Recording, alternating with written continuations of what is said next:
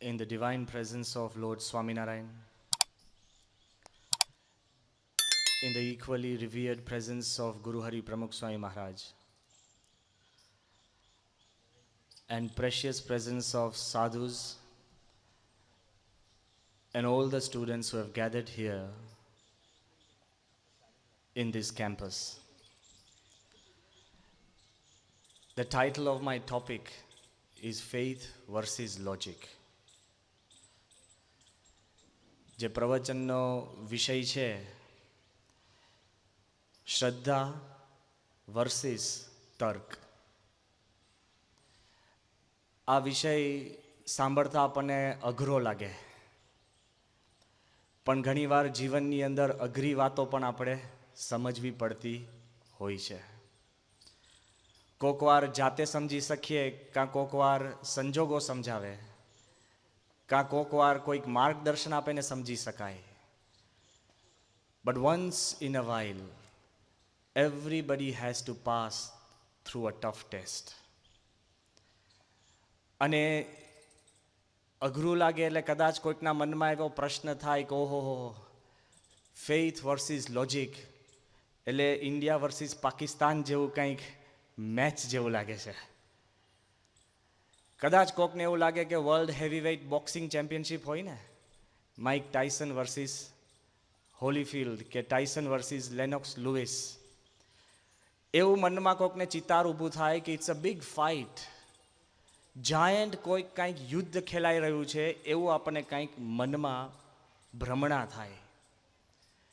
પણ એ યાદ રાખજો કે આ જે વાત છે ને એ કંઈ બહુ મોટા યુદ્ધની વાત નથી, પણ દરેક વખતે દરેક ક્ષણે આપણા જીવનની અંદર આ સંઘર્ષ ઊભો થતો જ હોય છે. જ્યારે કોઈ કંઈક નિર્ણય કરવાનો આવે ને, ત્યારે વ્યક્તિનો નિર્ણય તર્ક પ્રધાન હોય કે શ્રદ્ધા પ્રધાન હોય, એવું અમે કોઈ માનતા જ નથી. કોઈને લાગે કે આ સંતો છે, સાધુ છે એટલે શ્રદ્ધાનું ખેંચશે, એવું નથી. અમે બધાય તાર્કિક છીએ. આ દુનિયામાં કોઈ પણ માણસ જન્મે અને એના જીવનની અંદર તર્ક ના હોય એ વાત બને નહીં. પણ બુદ્ધિશાળી કોણ કે એક જ વસ્તુ આપણા મનમાં એમ હોય કે એક જ રીતે જોવાય છે. તમારા નજર સમક્ષ હું ખાલી એક પાણીનો પ્યાલો મૂકું અને અડધા જણ એમ કહે કે આ પાણીનો પ્યાલો અડધો ખાલી છે, ટ્રુ. પણ બીજો અડધો વર્ગ એમ છે એવું પણ કહે કે આ પાણીનો પ્યાલો અડધો ભરેલો છે, ટ્રુ. પણ ત્રીજો વર્ગ એવો પણ છે કે તમે કલ્પના ન કરી હોય ને આવીને શું કે આ પાણીનો પ્યાલો છે ને એવરેજ છે. સમજાય છે? ટ્રુ. આપણા મનમાં જ્યારે વિચાર ન કરીએ ત્યાં સુધી એવું જ હોય કે કોઈ પણ વસ્તુ એક જ રીતે જોવાય છે, but in reality you can see it multiple ways. એમ જ્યારે શ્રદ્ધા અને તર્કનું મૂલ્યાંકન કરવા બેસીએ ને ત્યારે એની રીત છે. બહુ જ સામાન્ય દ્રષ્ટાંત આપું છું, સમજવા જેવું છે. કદાચ આપે નામ સાંભળ્યું હશે, દુનિયાનો બહુ જ મોટો હાસ્ય કલાકાર થઈ ગયો જેનું નામ છે ચાર્લી ચેપ્લિન. વર્ષો પહેલાની વાત છે, અત્યારે પણ એવો ફ્રેશ કહેવાય. એવો એક પ્રસંગ બન્યો કે ચાર્લી ચેપ્લિન, જેને પછી બહુ જ ઇલકાબો બન્યા, એનું નામ પાડવામાં આવ્યું સર ચાર્લ્સ ચેપ્લિન. અને એ જ્યારે ફરતો ફરતો એક વખતે જર્મનીમાં પહોંચ્યો. હવે આપને પણ ખ્યાલ છે કે અત્યારે પણ કોઈક મોટો ગાયક હોય, એક્ટ્રેસ હોય, કોઈ ખેલાડી હોય, એના માટે છે ને કોમ્પિટિશન રચાતી હોય. કેવી ખબર છે? લુક અલાઇક. કે માઇકલ જેક્સન જેવા કોણ દેખાય છે, કે સચિન તેંડુલકર જેવા કોણ કોણ દેખાય છે, એવી કોમ્પિટિશન થાય. ચાર્લી ચેપ્લિન જ્યારે જર્મની પહોંચ્યો ત્યારે બહુ જ જગ્યાએ એને પોસ્ટરો જોયા કે લુક અલાઇક ચાર્લી ચેપ્લિનની કોમ્પિટિશન હતી. ચાર્લી ચેપ્લિન જેવો કોણ નજીકમાં નજીક દેખાય છે એની કોમ્પિટિશન. લગભગ 125 માણસોએ ભાગ લીધો હતો, અને આ તો હાસ્ય કલાકાર ને, એને ભાગ લીધો. અને રિઝલ્ટ શું આવ્યું ખબર છે? ચાર્લી ચેપ્લિનનો પોતાનો નંબર 7મો આવ્યો. આ જો કરુણ પરિસ્થિતિ જુઓ કે we live in a world where the real are rejected and the fake are worshipped. We live in a world where showmen succeed and true men fail. એવી એક દુનિયા છે કે જેમાં વિચારો આનાથી એટલી માર્ગે તમે ક્યાંક દોરાઈ જાઓ ને કે સત્ય ભૂલી જાઓ અને અસત્ય પર ચડી જતા હોય છે. પણ આ ચાર્લી ચેપ્લિને પોતે જે વાત બોલ્યો ને એ બહુ સમજવા જેવી છે. હવે સમજજો. હાસ્ય કલાકાર છે પણ બહુ જબરજસ્ત એને એક શોટ માર્યો છે. એને શું કીધું કે આમાં માણસોનો વાંક નથી. સાંભળજો. એ કે there logic put me seventh. કે માણસો જે જજ બેઠા હતા ને તર્કથી જોતા હતા કે એ લોકોના તર્કે મને 7મો નંબર આપ્યો. My faith put me first. કે મારી શ્રદ્ધાએ મને પહેલો નંબર આપ્યો છે કારણ કે હું પોતે જ ચાર્લી ચેપ્લિન છું. પછી એ વાત લખે છે કે હ્યુમન બીંગ્સ હુ કેનોટ જજ અધર હ્યુમન બીંગ્સ હાઉ કેન તે જજ ગોડ હિમસેલ્ફ. એ કે આ મનુષ્યના લોકો જ્યારે મનુષ્યને ઓળખી નથી શકતા તે એ લોકો ભેગા થઈને ઈશ્વરને કેવી રીતના ઓળખશે. વિચાર કરજો.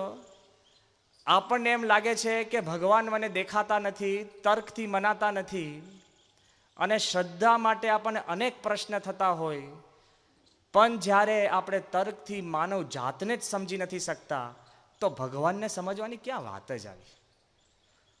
અને હકીકતની અંદર જ્યારે આપણા જીવનની અંદર તર્ક અને શ્રદ્ધાનો માર્ગ ક્લિયર થાય ને તો જીવન જીવવાની દ્રષ્ટિ બદલાઈ જાય છે. યોગીજી મહારાજ જેણે આ સંસ્થા સ્થાપી સંકુલ, એ યોગી મહારાજ એક સામાન્ય દ્રષ્ટાંત આપતા પણ બહુ આંખ ખોલી નાખે એવું દ્રષ્ટાંત. એ કહેતા કે 2 ભક્તો ઝાડ નીચે તપ કરતા હતા. સાંભળજો. અને એક વખત ભગવાનને વિચાર આવ્યો કે વર્ષોથી આ લોકો તપ કરે છે, એ લોકોને કહી આવો તો ખરા કે ભાઈ તમારું તપ એડે નહીં જાય, વાંધો નહીં આવે. એટલે નારદજી કોમન મેસેન્જર, ક્યાં કોઈ બીજાને શોધવા. તમારામાં કોઈ મેસેન્જર બહુ હોય ને આવો તો ખ્યાલ રાખજો. Common messenger. અને નારદજી નારાયણ નારાયણ કરતા ગયા અને પેલા છે ને ઝાડ નીચે ભક્ત તપ કરતા હતા. એટલે નારદજી કીધું કે ભગવાને તમને એક મેસેજ મોકલ્યો છે. પેલે કે શું મેસેજ? એ કે ભગવાને કીધું છે કે તમે જે ઝાડ નીચે તપ કરો છો ને એ ઝાડમાં જેટલા પાંદડા છે ને એટલા વર્ષ તપ પછી હું તમને દર્શન દઈશ. અને પેલા ઉપર જોયું ને તો આંબલીનું ઝાડ હતું. દુખી થઈ ગયો. Okay, oh my God. એ કે આ હું જિંદગીઓ પસાર કરું ને એને પાંદડા ગણી શકું એમ છું નહીં, તો એટલા વર્ષ તપ કરું તો ખલાસ થઈ જાઉં ને. તો એને તો બિસ્તરા પોટલા પેક કરીને ઉપડી ગયો. અને બીજો માણસ હતો, એને જ્યારે કીધું ત્યારે એને ઝાડ સામે જોયું ને અને નાચવા લાગ્યો. પેલો કે કેમ તું નાચે છે? એ કે એટલી તો ગેરંટી આવી કે આટલા વર્ષ પછી પણ ભગવાન મને દર્શન દેશે. સમજ પડી? શ્રદ્ધા હોય ને તો તમારો દ્રષ્ટિકોણ બદલાય છે. અને તર્ક હોય ને તો પાંદડા ગણીને પણ નિરાશ થવાય છે. શ્રદ્ધા હોય તો ધેર ઇઝ અ મેજિક. અને મેજિક કરીને માણસ છે ને બધું જ બદલતો જોતો થાય. તમે બીમાર પડો અને દવાને પૈસાના રૂપમાં જુઓ ને, જો દ્રષ્ટિ બદલાય. દવાને પૈસાના રૂપમાં જોવાય છે પણ પૈસાના રૂપમાં જુઓ તો કોઈ દિવસ ઈલાજ થતો નથી. અને તમે લગ્ન કરો અને દરેક ઝઘડા ગણો ને, પૂછી લેજો જેને કર્યા છે, જેને નથી કર્યા એના માટે છે. તો દરેક ઝઘડા ગણો ને તો તમારે મહિનાની અંદર ડિવોર્સ સુધી પહોંચી જાઓ. જો ગણવાની ને જોવાની રીત બદલાય છે. તમે પરીક્ષા આપવા બેસો અને કેટલી મૂંઝવણ થાય ને નોંધ કરો ને તો કોઈ પાસ જ ના થાય. અને તમે દાન આપવા જાઓ ને અને કેટલા પૈસા ગયા એનો વિચાર કરો ને તો દાન અપાતું નથી. બહુ ક્લિયર વાત છે. યોગી મહારાજ દ્રષ્ટાંત આપતા તો સાઈડમાં વાત કરું છું કે જો માણસ બહુ ગણતરી કરે ને તો આગળ વધી જ નથી શકતો. માફ કરજો કોઈ આ બેઠું હોય, પણ સામાન્ય દ્રષ્ટાંત છે કે બહુ જેની પત્નીએ મેણા મારી મારીને એક વાણિયાને કીધું કે તું ભગવાનને જઈને કાંઈક દાન કર મંદિરમાં. પેલું કે સારું હોતું હશે, આટલી પેઢીઓ ગત આપણે કર્યું નથી. અને પછી વાઈફનો સ્વભાવ થોડોક મજબૂત હશે એટલે ધક્કા મારી મારીને એને કાઢ્યો. અને નક્કી કરીને પેલા 1 રૂપિયો એના હાથમાં રાખ્યો. એ પાછો હાથ છે ને ખિસ્સામાં નાખ્યો. અને બપોરના ભર બપોરે વાણિયો પાછો ચાલતો ચાલતો ચાલતો ભગવાન પાસે આવીને પહોંચ્યો ને, અને બહુ મનમાં એને એમ હતું કે પૈસો લપસી ના જવો જોઈએ પાછો, પણ એટલો ટાઈટ પૈસો પકડ્યો હતો ને, જો જતો ન રહે એવો વિચાર હતો, એટલો ટાઈટ પકડીને પછી બપોરની ગરમી અને ભગવાનની મૂર્તિ આગળ જ્યારે પૈસો બહારે કાઢ્યો ને નાખવા, ત્યારે પરસેવાથી રેબઝેબ થઈ ગયો હતો પૈસો. એટલે વાણીઓ શું કે ખબર છે, રોઈસમાં તને નહીં નાખી દઉં એમ કે પાછો ખિસ્સામાં નાખી દીધો. જો જતો રે એમ વિચાર કરો ને, દ્રષ્ટિકોણ બદલાઈશ. પણ જ્યારે ખેડૂત પોતે દાણા જ્યારે જમીનમાં નાખે છે, વિચાર કરજો, ત્યારે એમ નથી વિચારતો કે આ ગતા રહ્યા, શું વિચારે છે, અનંત ગણા થઈને આવશે. દ્રષ્ટિકોણ બદલાય છે. જો તમારા જીવનની અંદર તર્ક તો છે જ, કોઈ આપણે પ્રશ્ન નથી, પણ તમારા જીવનના નિર્ણયો પણ શ્રદ્ધા પ્રધાન રાખીને તમે લેશો ને, તર્ક રાખો પણ શ્રદ્ધા પ્રધાન રાખીને રહેશો ને, તો તમે કાંઈક ને કાંઈક આગળ વધી જશો અને you will succeed like nobody else. હમણાં જ મારી પાસે એક પુસ્તક આવ્યું હતું, બહુ રસપ્રદ પુસ્તક. પુસ્તકનું મથાળું છે how were the major decisions of the world taken, કે દુનિયાના અગત્યના નિર્ણયો કેવી રીતના લેવાયા છે. અને એ પુસ્તકની અંદર 100 જેટલા અગત્યના નિર્ણયો લખેલા છે, જેમાં આખી દુનિયાના જીવનનું આમ બેલેન્સ રહ્યું હોય એવા નિર્ણયો. આપણે એવું નહીં, કઈ કાલે સવારનો ઉઠીને કઈ શર્ટ પહેરીશ, એવા બધા નહીં, એવા ફંટૂસ વિચારો નહીં, આ બૂટ સારા કે ખોટા, આ મોજા નથી ગમતા, કલાક એમાં જાય. ચશ્માની ફ્રેમમાં લોકો કલાક કાઢે, ક્યાંથી ક્યાં બધા ફરતા હોય. પણ અગત્યના નિર્ણય એમાં એ કહે છે કે જ્યારે એલેક્ઝાન્ડર ધ ગ્રેટ, સમ્રાટ સિકંદર, જ્યારે ગ્રીક છોડીને છેક ભારત સુધી લડતો આવ્યો અને લડીને, જ્યારે આ બુદ્ધિશાળી માણસ હતો, એકદમ ડફોડ નહોતો, એ જે દેશમાં લડે ને, ઇજિપ્ત ગયો. એ દેશમાં લડીને એને શું કર્યું કે એનું અડધું સૈન્ય ઇજિપ્તની બાઈઓ જોડે લગ્ન કરાવ્યા. એ બાઈઓના જે ભાઈ હોય ને એને પોતાના સૈન્યમાં નાખે. એટલે પોતાનો જ ભાઈ લડે એટલે પેલો કે મારી બેન કોકની જોડ લગન કે પછી કે આ તો ઘર કહેવાય, એટલે લડે ને. જો વિચારજો, એને અડધા રોકે એટલે આખો દેશ એના હાથમાં રહે, અને દેશના અડધા જેની જોડે લગ્ન કે એના ભાઈઓને યુદ્ધમાં લે. એ લડતા પર્શિયાથી આગળ, ત્યાંથી આગળ ઇન્ડિયા, લડીને જ્યારે પાછો વળતો હતો, તે વખતે એના સૈનિક એટલા બધા કંટાળી ગયા, થાકી ગયા, આમ લોથપોથ થઈ ગયા.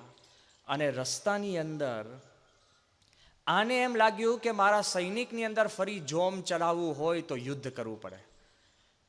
પેલા એક સાધન લેવા તૈયાર નહોતા. કેટલું તર્કથી સમજાવે છે, હવે સમજો, તર્કથી સમજાવે છે કે ભાઈ લડવું જોઈએ, આપણે સૈનિક છે, નહીં લડીએ તો શું કિંમત છે. કોઈ મ્યુટિની એટલે બળવો. અને તે વખતે સિકંદર શું કરે છે ખબર છે? It is noted, historic decision. આખું સૈન્ય એનું ખડું છે, જબરજસ્ત સામે કિલ્લો છે, એકલો માણસ સૈન્યને કીધા વગર કિલ્લો ચઢે છે. આખું સૈન્ય જોઈ રહે કે અમારો રાજા ચડ્યો, સામે અંદર દુશ્મન છે. સૈન્યને કીધા વગર એ સીધા પેલાના કિલ્લાની અંદર ઝંપલાવે છે. જેવો ઝંપલાવ્યું ને, પછી સૈન્યને છે ને તમારે કંઈ પુસ્તકો ના આપવી પડે કે આવી રીતના લડો ને તોડો ને, આખું સૈન્ય ઊભો થઈને તોડીને કિલ્લો જીતી લીધો. લખ્યું છે આ પુસ્તકની અંદર કે એ સિકંદરે જે નિર્ણય લીધો તાર્કિક હતો, શ્રદ્ધા પ્રધાન હતો કે નહીં? જીવનમાં અગત્યના નિર્ણયો એનું મૂલ્યાંકન કરે છે કે શ્રદ્ધા પ્રધાન હોય છે. ક્યાં સુધી કે જ્યારે બીજું વિશ્વયુદ્ધ, ઇતિહાસમાં ભણ્યા છો કે પહેલું વિશ્વયુદ્ધ જર્મની હારી ગયું. હજુ 15 વર્ષ પૂરા નથી થયા, હિટલર પેદા થયો અને હિટલરે આખું જર્મનીને મોટિવેટ કર્યું. હજુ બીજા દેશો આમ આઘા પાછા થાય એ પહેલાં તો પોલેન્ડ જીતી લીધું, ઓસ્ટ્રિયા, ચેકોસ્લોવેકિયા, આ બાજુ તમે જો ફ્રાન્સ, 7 દિવસમાં ફ્રાન્સને ખુરદો બોલાવી દીધો. સુપર પાવર કહેવાતું હતું ફ્રાન્સ. તર્કથી વિચારજો ખાલી કે કોઈક દેશ, રશિયા જીતતું અફઘાનિસ્તાન, ચાઇના બધું જીતીને આખું ઇન્ડિયા જીતી જાય, પછી એને શ્રીલંકા જીતવું અઘરું પડે? એમ આખું યુરોપ જર્મનીએ જ્યારે જીતી લીધું અને જ્યારે ઇંગ્લેન્ડ એક નાની વસ્તુ કહેવાય ત્યાં જ્યારે બારણા ખખડાવવાની શરૂઆત કરીને તે વખતે ઇંગ્લેન્ડની મદદમાં અમેરિકા આવ્યું, પણ કરે શું? એક નિર્ણય લેવાનો હતો, સાંભળજો. આખા ફ્રાન્સની બોર્ડર ઉપર 80,000 સૈનિકો જર્મનીએ મૂકી દીધા હતા. અને એ જે બીચ હતી ને, નદી, દરિયાનો કિનારો, ત્યાંથી જો ઇંગ્લેન્ડમાંથી સૈનિકો ત્યાં પહોંચે તો કદાચ યુરોપની અંદર જીત મેળવે, નીકર જીત મેળવવાની કોઈ શક્યતા હતી. હવે તમને લાગે છે આમાં તર્ક કરવા જાય તો મેળ ખાય? હે, તમે સ્વિમિંગ કરતાં કરતાં દરિયો ક્રોસ કરો તો આરામથી મારે કે નહીં? લાગે ઓ હોડી આવી ગઈ છે. હોડી તો કેટલા 20 કિલોમીટરથી દેખાય, એમાં કંઈ ગુપ્ત રીતે અવાય એવું છે? આ બાજુ આઇઝનહાવર, નામ સાંભળ્યું હશે. ઇંગ્લેન્ડનો લડવાયો મોન્ટગોમેરી અને જનરલ પેટન, નામ સાંભળ્યું હશે, પેટન ટેન્કો જેના ઉપરથી બની. એ ત્રણેય જણા નિર્ણય લે, ભેગા થાય. 3 લાખ સૈન્ય હતું ઇંગ્લેન્ડમાં, પણ કઈ તારીખે ફ્રાન્સની બોર્ડર ઉપર લઈ જવું. ભેગા થાય, ચર્ચા કરે, છૂટા થાય. એવું કહેવાય છે કે લગભગ 23 દિવસ સુધી ભેગા થાય, ચર્ચા કરીને છૂટા થાય, ભેગા થાય, ચર્ચા કરીને છૂટા થાય. 3 લાખ સૈન્ય આમને આમ પડ્યું હતું. ક્યારે લઈ જવું? જેને ડી ડે કહે છે, ડી ડે. એ ડી ડે ક્યારે કરવો? આ લોકોએ કીધું કે આપણે 4મી જૂન, પેલો કે ના 6મી જૂન, કોક કે 8મી જૂન. અને વેધર બરાબર ના હોય ને દરિયો ઉપર ઊંચે નીચે થતો હોય ને આમ તેમ ને ક્યારે કરવું, અઘરમ અઘરું હતું. અને છેવટે એ લોકોએ શું લખ્યું ખબર છે? એ કે આપણે 3 ભેગા થયા છે, નિર્ણય નથી થતો. આપણે ત્રણેયની અંદર કઈ તારીખ છે છૂટી લખીને લાવો તો આપણે નિર્ણય લઈએ. લે, તર્કથી નિર્ણય નહોતો થતો. અને ત્રણેય એવું કીધું કે દિલમાં મને કાંઈક એવું કહે છે કે 6મી જૂને આપણે જઈએ. અને ત્રણેયના મનની અંદર દિલમાં કોકે કીધું અને 6મી જૂને એ લોકોએ નક્કી કર્યું. અને 6મી જૂને 3 લાખ સોલ્જર્સ એક સામટા દરિયા માર્ગે, હવાઈ માર્ગે ફ્રાન્સની બોર્ડર પર ઉતર્યા ને. એવું કહેવાય છે કે તે વખતે લગભગ 60% સોલ્જરો તો દરિયા કિનારે જ ખતમ થઈ ગયા છે. કેટલા? 60%. જે 40% આ લોકોના સૈનિકો બચ્યા અને યુદ્ધ કર્યું અને આગળ થયા, એના ઉપર બીજું વિશ્વયુદ્ધ જીતાયું છે. કોઈ પ્લાનિંગ ઉપર નહીં. શું દિલમાં શું કહે છે? કે આપણા મનમાં આવે કે જાયન્ટ સ્ટ્રેટેજીસ, એ તો બધું ઠીક છે. The day, D day was decided by faith. શ્રદ્ધાથી આ નિર્ણય લેવાયો હતો. અને ક્લાઇમેક્સ ક્યાં છે? આ લોકોએ નોંધ્યું કે જ્યારે યુદ્ધની તૈયારી થઈ હતી ને, ત્યારે બધાને બંદૂક આપે, ગોળીઓ આપે, ખાવાના પેકેટ આપે. કારણ કે તેમાં તો તમે પછી કહો છો કે આમ મોટા મોટા હવે ટિફિન બોક્સ લઈને જવાય છે. બધું જ નાનું નાનું પેકેટ કહીને આપે ને પછી તમારે ઓન યોર ઓન છો. જે સૈનિકો પાસે કાંઈ પણ વધુ લઈ જવાય શકાય એવી શક્યતા નથી, પણ જે 60% સૈનિકો જે દરિયા કિનારો પર મરી ગયા હતા ને, એવું એમાં જાણ કરી છે. એમાંથી 66% સૈનિકોના ખિસ્સામાં બાઇબલ હતી.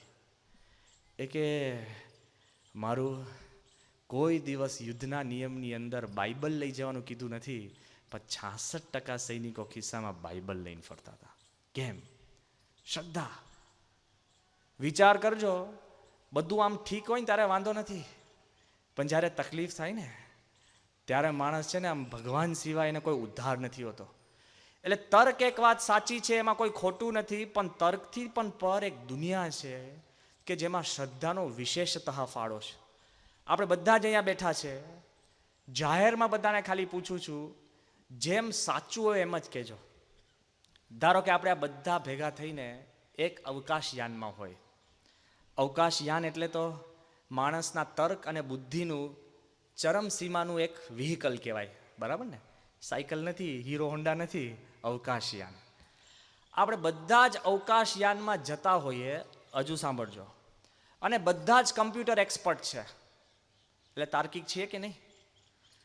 પણ એ અવકાશયાન ઉડતું ઉડતું એક ગ્રહમાં આવીને પડે. બધા જ આપણે છે. એમાં આપણને જેવું ગ્રહમાં આ પડે ને, તે વખતે આપણું અવકાશયાન આપણને એક સંદેશો આપે છે. શું?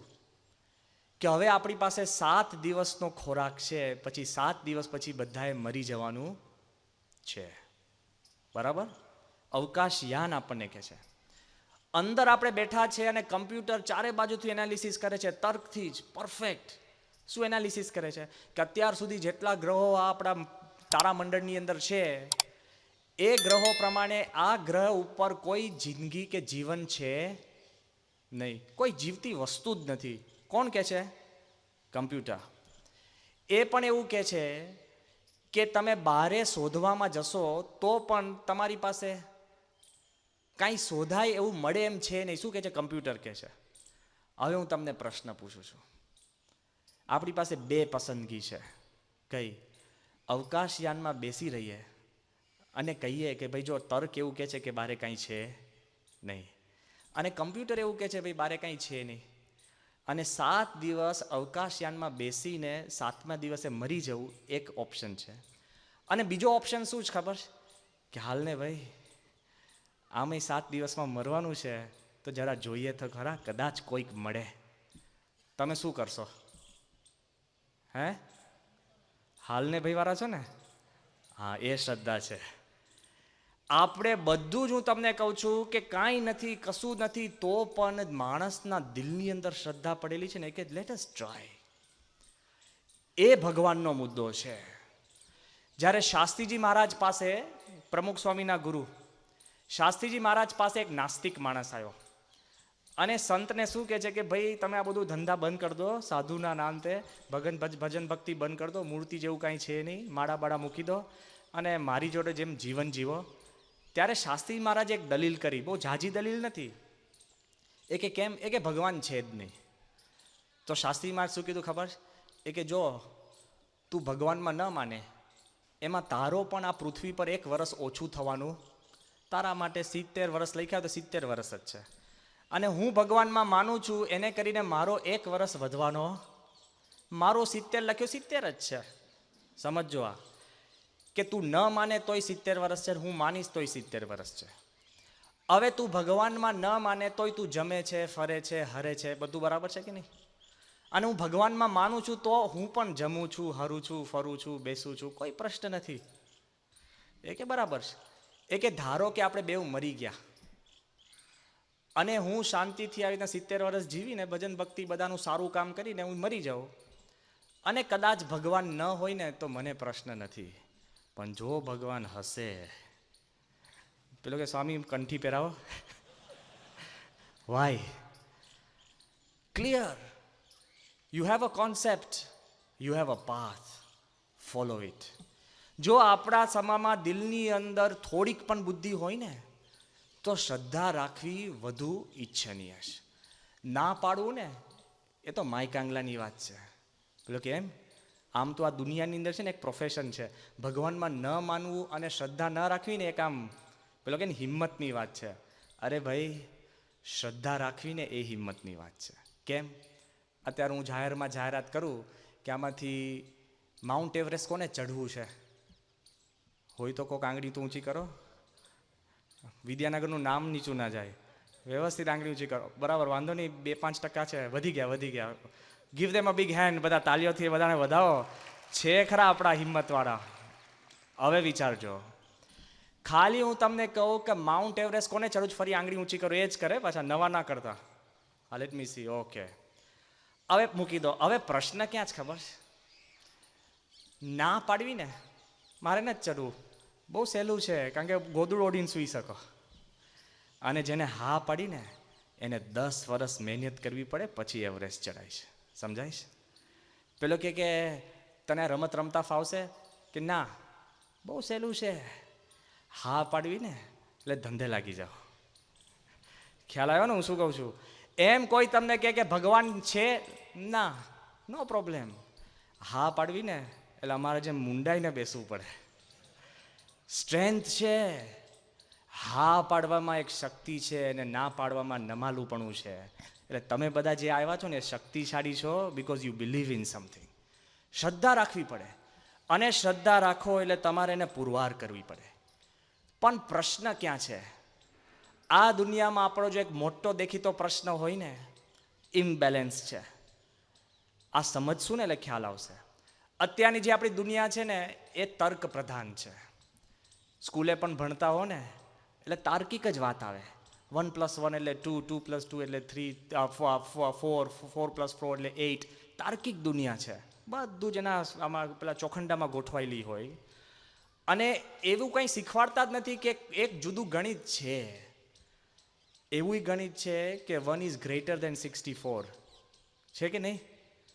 ચેસ રમવા બેસો અને તમારા બધા પેંદા ને બધું ખવાઈ જાય, પણ રાજા જો જાય ને તો 64 ખલાસ થઈ ગયા કે નહીં?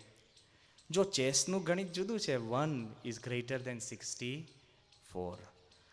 અને ઝાડનું ગણિત જુદું છે. બધા જ પાંદડાઓને લાખો પાંદડાને તમે પાણી નાખો, પણ તમે મૂળમાં પાણી નાખો તો શું થયું? 1 ઇઝ ગ્રેટર દેન 1,000,000. થયું કે નહીં? જો આ દુનિયાનું ગણિત જુદું છે ભાઈ. વિચારજો, ખાલી ગણિતના દાખલા નહીં ગણતા. જો કે એ પણ ગણજો, કાંઈ માર્ક્સ નહીં આવે પાછા.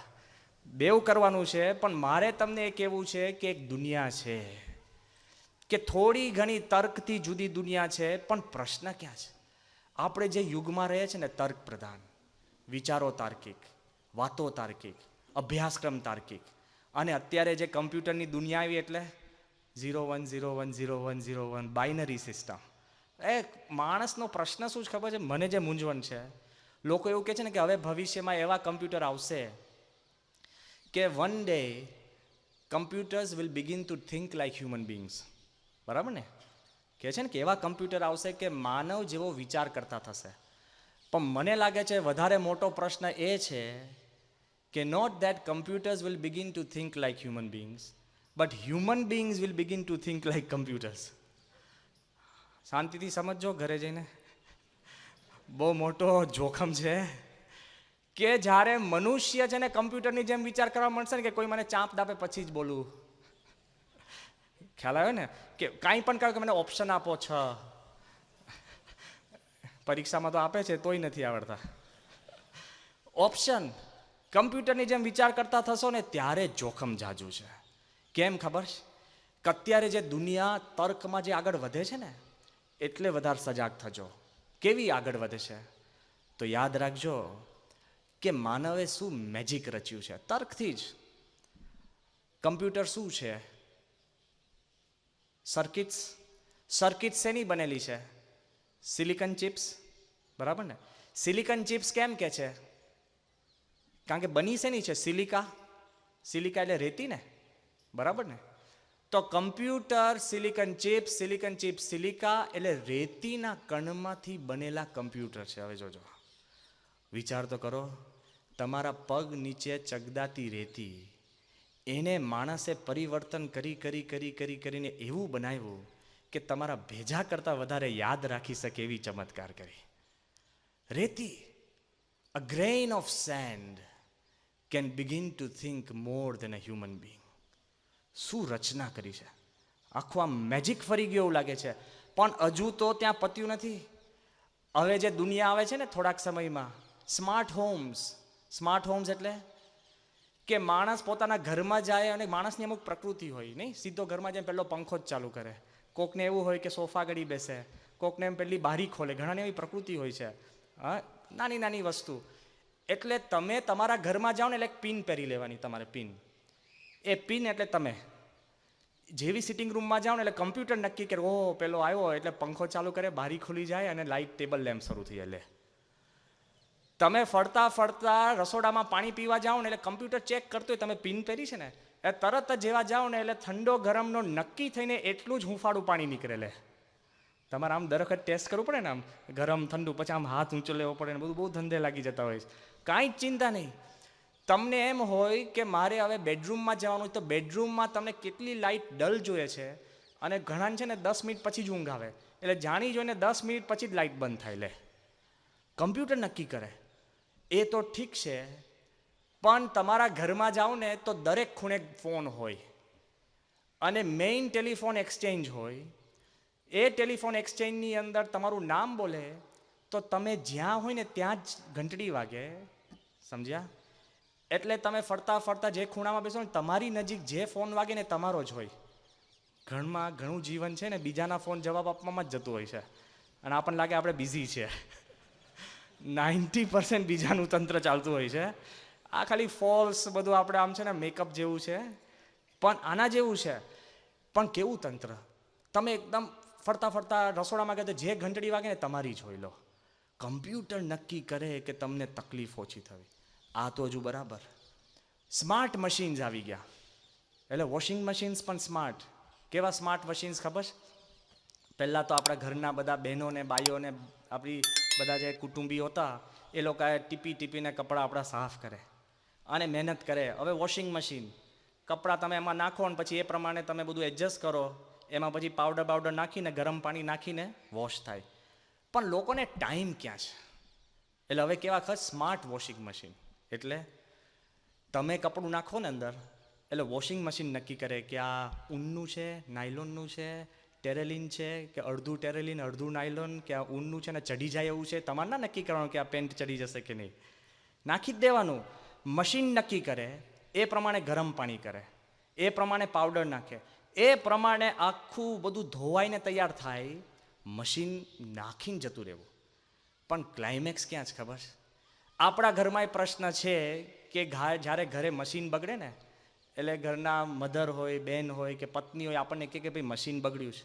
અને પુરુષોની એક ખાસિયત છે કે ને પછી અઠવાડિયા પછી જ નોટિસ થાય. અઠવાડિયું થાય જ આપણને. હવે આપણી બિચારાની બધા જ આવી ગયા, આપણે બધા કમનસીબી છે. It takes a week. એટલે પેલા અંદર ધુઆ પુઆ થાય ને ઝઘડે ને આમ તેમ ને કેટલાય અંદર બોલાબોલી થઈ જાય. પણ આ સ્માર્ટ મશીન એટલે શું ખબર છે? કે જ્યારે વોશિંગ મશીન બગડે ને, એટલે એ જ જાતે પોતાના ડીલરને મેસેજ આપે કે ભાઈ હું બગડી ગયું છું, મને આઈને રિપેર કરી જા. This is the world. આટલું બધું મશીન કરશે ને ઘર કરશે, પછી માણસે કરવાનું શું? એ ડેન્જર છે. સમજાય છે? હજુ શાંતિથી વિચારજો. આ તો બધું અઠવાડિયા પછી પચશે, મેં વાત કરીને એમ. પણ કેવી દુનિયા છે આ દુનિયા, જે તર્ક પ્રધાન છે.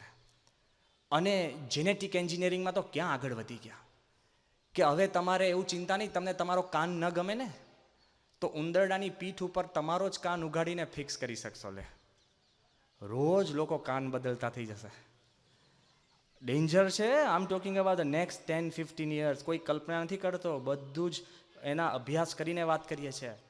કદાચ તમને એવું લાગે કે મારી આ ચામડી બરાબર નથી, તો તમે ભૂંડના બેક ઉપર તમારા જ જેવી ચામડી ઉગાડીને તમે અંદર પેસ્ટ કરી શકશો. લો, કોઈને લાખું થયું હોય, ડાઘો થયો હોય, અહીંયા આગળ ખીલ થયો હોય, બધું વાંધો નહીં આવે. ક્યાં સુધી જેનેટિક એન્જિનિયરિંગ પહોંચ્યું છે કે હવે છે ને તમારે કોઈ આ પાવડર પફ આ પછી પરફ્યુમ આફ્ટર શેવ લગાડવાની જ જરૂર નથી. કેમ? એ કે છે કે ઘણાને છે ને બોડી ઓડર હોય, વાસ બહુ આવતી હોય બગલમાં કે કાનમાં કે આંખે ગમે ત્યાં, તો એ કે છે કે તમારે સ્કિન સ્પેશિયલિસ્ટ પાસે જવાનું. પછી શું કરવાનું ખબર છે? એ કે મને બહુ વાસ આવે છે, એટલે તમે હાથ ઊંચો કરો ને, એ એક જ સેલ ગુલાબનો તમારા બગલમાં નાખી દે ને, જિંદગીભર ગુલાબની વાસ લો. જ્યારે કોઈ અગરબત્તી જરૂર નહીં, કોઈ પરફ્યુમ જરૂર નહીં. આ થશે, ચિંતા નહીં કરતા. તમારા યુગમાં જ થશે. અમારામાંથી ઘણા કદાચ હાજર નહીં હોય, પણ થશે. પણ આ બધું થશે. સુપર કમ્પ્યુટર આવશે. Great discoveries in genetic engineering. તર્ક ખૂબ આગળ વધશે. પણ ફરીવાર હું તમને જે વાત ઉપર લાવું છું એ સાંભળજો. એક વસ્તુ છે કે તર્ક પહોંચી શકતું નથી. ઇમ્પોર્ટન્ટ છે. કેમ? કે એક પુસ્તક મેં વાંચી હતી, the human history of the human mind. મનનો સંપૂર્ણ ઇતિહાસની એક પુસ્તક છે. લગભગ છે ને 450 પાનાની પુસ્તક છે, the history of the human mind. એ પુસ્તક શરૂઆત કેનાથી થાય છે કે એક દિવસ એવો આવશે કે એવી ગાડી બનશે કે જાતે ડ્રાઈવ થાય.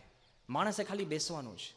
તમે ખાલી ગાડીને કહો કે ભાઈ મારે ફલાણા ત્યાં અહીંયા ટાઉન હોલ પહોંચવું છે, તો અહીંથી પાછી રિવર્સ થાય. આગળ બીજી ગાડી હોય તો ઊભી રહે, આમ ઘર કંઈ નામ નહીં, બૂમ એવું નહીં, શાંતિથી ઊભી રહે. રસ્તામાં જતી હોય તો બીજી ગાડીને સાઈડ આપે. તમારે સૂઈ જ જવાનું. અને કદાચ બમ્પ આવે તો ધીરી થાય. ખ્યાલ આવ્યો ને? અને કદાચ જે કાંઈ વ્યવસ્થા હોય બધી જ રીતે ગાડી જ કમ્પ્યુટર થ્રુ બધું એ ચાલે, માણસની જેમ જ ચલાવે.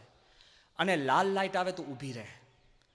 આ પુસ્તકમાં લખ્યું, સાંભળજો, કે આ ગાડી બધું જ કરશે, પણ એક નાનો ભેદ રહેશે. શું ખબર છે? કે લાલ લાઇટ આવે ત્યારે ગાડી ઊભી રહેશે, પણ લાલની લીલી લાઇટ થાય અને માણસના મનમાં જે આનંદ થાય ને, એ ગાડીને આનંદ થશે. સમજ્યા? The omega effect. એ એવું કે છે કે કમ્પ્યુટર માણસ જેવા થશે પણ માણસ જેવો આનંદ જિંદગીમાં ભોગવી શકશે નહીં. You have a right. આપણે બધા હકોની વાત કરીએ છીએ ને, બૂમા બૂમ કે અમે વિદ્યાર્થી હક, એ બધા હક છે. તમારો જિંદગીમાં પહેલો હક હોય ને તો આનંદિત રહેવું. It is your birth right. દિવસમાં એમને એમ તમે વગર પ્લાસ્ટિક સર્જરીએ મોઢું બગાડીને ફર્યા કરો છો. Live happily. તમારો બર્થ રાઇટ છે. તર્ક અને વિજ્ઞાન એ કોઈ દિવસ તમારા સુખમાં ભાગીદાર થઈ શકે એમ છે જ નહીં. Enjoy your self. You have that power. આપણી પાસે આ શક્તિ છે સુખી થવાની. એ એક દુનિયા છે. આપણી પાસે એક શક્તિ છે. There is a world of values. મૂલ્યો. કમ્પ્યુટરમાં તો નક્કી હોય ને. કમ્પ્યુટર તંત્ર કે મૂલ્યો બુલ્યો ના જોઈ શકે. હા, ત્યાં ફ્રાન્સની અંદર કમ્પ્યુટર દ્વારા દર્દીઓને છે ને દવા આપતા હતા. હવે દર્દીની સાઇઝ બદલાઈ ગઈ ને તોય ડોઝ તો સરખો જ ઠપકાર્યા કરે. ઉપડી જાય ને. હે, મોટી પાઇપલાઇન વાળો હોય ને પછી નાની પાઇપલાઇનની એને મળી જાય. ઉપડી જાય કે નહીં? તો 2-3 પેશન્ટ ઉપડી ગયા. લે કે કમ્પ્યુટરને ક્યાં એવી સાઇઝ ખબર પડતી હતી? જો, એને કોઈ મૂલ્યો નથી. હમણાં જ મેં વાત વાંચી હતી કે એક બિચારો સામાન્ય માણસ આપણા જોડે કમ્પ્યુટરાઇઝડ ઇલેક્ટ્રિસિટી બિલ થઈ ગયું અને દર વખતે છે ને બિલ ભરી આવે તો એનું નામ છે ને લાલ બુકમાં આવે કે તું બિલ નથી ભરતો, બિલ નથી ભરતો. એટલે રેડ પાડી. પેલો કે ભાઈ મેં બિલ ભર્યા છે, કોઈ પ્રશ્ન નથી, આ જો બિલના નમૂના. એ કે પણ તો તું કેમ તું આ લાલમાં છે કે તું ભરતો નથી? પ્રશ્ન શું થતો ખબર?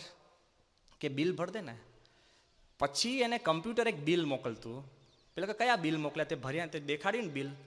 કમ્પ્યુટર એને બિલ મોકલે 0000. હવે 0000 એટલે ભરવાનું હોય કાંઈ? તો ના ભરે તો ગુનામાં આવી ગયો. કેમ? પેલો કે આનો ઉદ્ધાર સુધી કે એક જ ઉદ્ધાર છે, તું ચેક બનાવ. શેનો? 0000 અને આપી આવ. તો કમ્પ્યુટર કે ઓકે, નો પ્રોબ્લેમ. લે, આ દુનિયા છે 0000નું છે. આમ તેમ બધું ગોઠવવા જાવ પણ કોઈ દિવસ તર્ક અને કોઈ દિવસ વિજ્ઞાન તમારા સુખમાં, તમારા મૂલ્યમાં ભાગીદારી ભોગવી જ નથી શકતા. સુખ તાર્કિક નથી.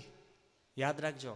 તમારા મિત્રોએ પાર્ટી બોલાવી હોય ને, સમજો, તમારા જ મિત્રો પાર્ટી બોલાવે ને તમે અંદર જાઓ. 100 મિત્રો હાજર છે પણ તમને જે બહુ મનપસંદ મિત્ર છે એ જ તમારી સામે ન બોલે ને તો શું થાય? ઝેર થઈ જાય કે નહીં? હારું કે આ બોલતો નથી પણ પેલા 99 બોલે છે ને એ કે ના ભલે ને બોલે પણ આ નથી બોલતો. લે, આપણું સુખ દુઃખ છે ને એક વ્યક્તિ ઉપર હોય. અરે સારામાં સારું સૂટ પહેરીને તમે બહાર નીકળો ને કોકે એટલું જ કરવા જોઈએ કે ટાઈ મેચિંગ નથી. લે, આખો દિવસ દુઃખી. ટાઈ ઉપર સુખ દુઃખના લેણા લેવાય. નાની જ વસ્તુ ખાલી આમ જ. અરે એક નાનો ખીલ હોય ને મહિનો બગાડે.